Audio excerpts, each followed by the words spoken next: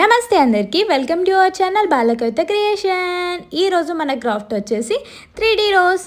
అది ఎలా చేయాలి అని అంటే క్లేతో చేయాలన్నమాట. ఫస్ట్ అయితే ఇక్కడైతే మనం క్యాన్వాస్ బోర్డ్ తీసుకోవాలి. క్యాన్వాస్ బోర్డ్ తీసుకొని వైట్ అండ్ రెడ్ కలర్ వేసి మొత్తం పెయింట్ వేస్తాను. ఇక్కడైతే నేను 2 కలర్స్ ఆఫ్ క్లే తీసుకున్నాను.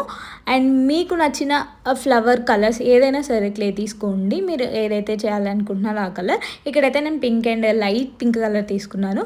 ఫస్ట్ అయితే వీడియోలో చూపిస్తున్నట్టుగా ఇలా రోజ్ ఫ్లవర్ని చేసుకోవాలి.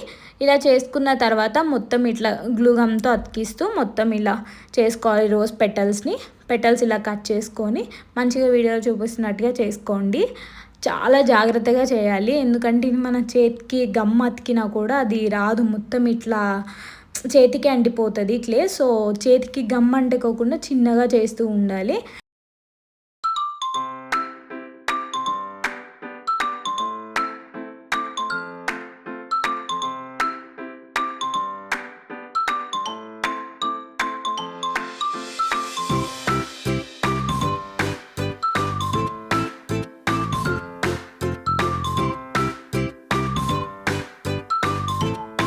అండ్ నెక్స్ట్ గ్రీన్ కలర్ క్లేని కూడా తీసుకొని మనం ఇప్పుడైతే లీవ్స్ చేసుకోవాలి. ఒక 4 లీవ్స్ చేసుకోవాలి. చేసుకున్న తర్వాత అండ్ ఇప్పుడు నేను చూపిస్తున్నట్టుగా ఈ షేప్ చేసుకొని ఫస్ట్ ఒక కార్నర్కి అండ్ సెకండ్ ఇంకో కార్నర్కి వీడియోలో చూపిస్తున్నట్టుగా మీరు గ్లూ గమ్ పెట్టేసి అతికించండి.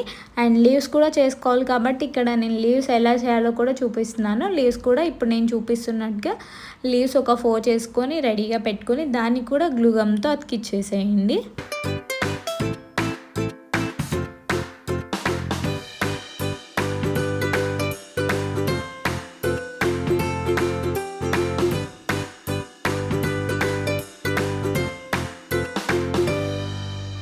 ఇలా వీడియోలో చూపిస్తున్నట్టుగా షేప్ చేసుకున్న తర్వాత ఇలా కట్స్లా పెట్టుకున్న తర్వాత ఒక చిన్న రోజ్ ఫ్లవర్ చేసుకోవడానికి ఇంకో కొంచెం థిక్ కలర్ క్లేని తీసుకొని ఇలా అయితే మనం గమ్ముతో అది కూడా అతికిచ్చేసుకొని మధ్యలో ఒక పర్ల్ పెట్టుకొని మెయిన్ హైలైట్ ఏంటి అంటే అండ్ ఇలా అనమాట.